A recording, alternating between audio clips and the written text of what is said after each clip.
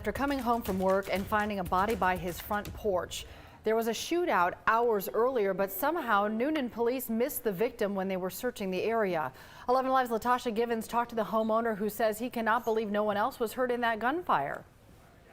Well, the press conference wrapped up not long ago, and police tell us, based on the shell casings they found at the scene, at least 10 shots were fired. Some of them landed on the victim, taking his life. Others landed on a home. Another pierced through a vehicle. Now, witnesses told investigators while all those bullets were flying around, multiple children were present.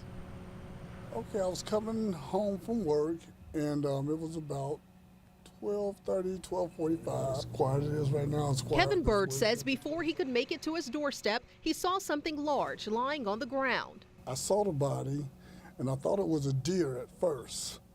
So I looked a little closer, and there was some shoes on the person, so I figured, this is not a deer, this is a person. What went through your mind? Fear. The man was dead. Bird hopped back into his car and drove to the Newnan Police Department, where he was told about a shooting that happened just one street over. Investigators say bullets flew after a dispute between Austin Scandrick and Jordan Malik McCoy, who friends say is seen here on his Facebook page. All we know is that there's allegations that Mr. McCoy and the sister of Austin Scandrick had got into some type of physical dispute where she was slapped or assaulted, and that this possibly spilled over from that.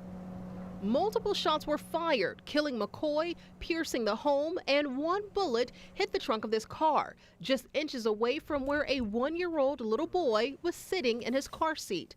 Witnesses told police both men pointed guns at each other, but so far casings for only one weapon have been found. With bullet wounds, McCoy made his way to the backyard and onto Bird's doorstep.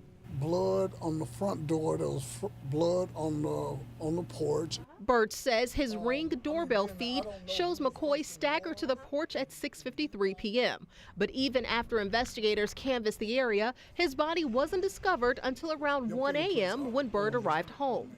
Detectives say Scandrick voluntarily came to the police department after the shooting, but that was before McCoy's body was found.